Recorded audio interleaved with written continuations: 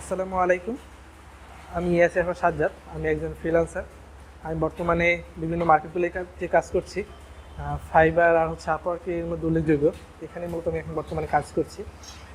করোনার এই সময় আসলে বাসায় থাকার কারণে একজন মনোজিৎ স্যারের সাথে থেকে আসলে কোর্সটা আমি করা শুরু করি ডিজিটাল মার্কেটিংয়ের উপর।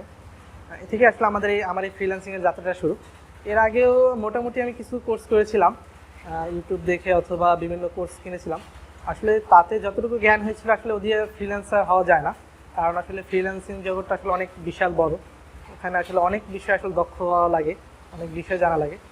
যদি আপনি এ টু জেড আসলে না জানেন তাহলে এদিকে আসলে ফ্রিল্যান্সার কখনোই হওয়া সম্ভব না।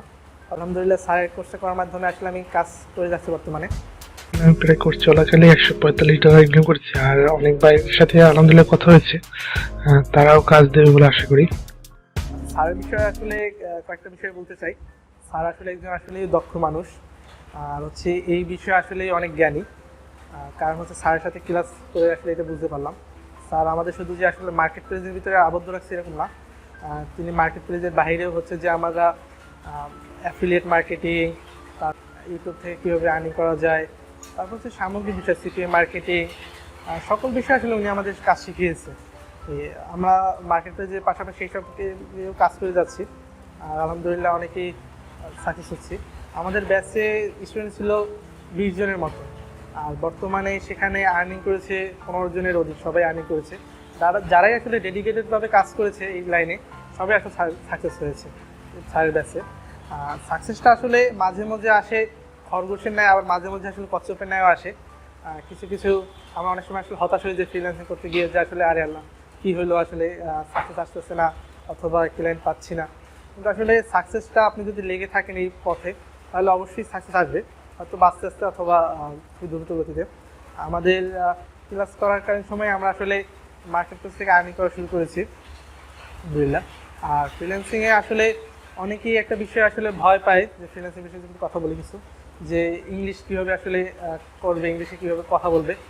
আপনি যদি আসলে বেসিক কিছু নলেজ থাকে আসলে ইংরেজির উপরে, সেটা আপনার জন্য আসলে বাইরের সাথে কথা বলা আসলে তেমন কোনো কঠিন না। বর্তমানে তথ্যপ্রযুক্তির যুগ এবং আধুনিক হয়েছে সব কিছুই। এখন বিভিন্ন এক্সটেনশন আছে অথবা বিভিন্ন গুগল ট্রান্সলেটর, এইগুলোর মাধ্যমে আপনি আসলে ইংলিশে তাদের সাথে কথা বলতে পারবেন। এই হচ্ছে কথা। আর যে আরও যেগুলো থাকে আসলে যে এইগুলো আসলে করতে পারবো কি না, অথবা আমি তো আসলে টেকনোলজি বিষয়ে জানি না।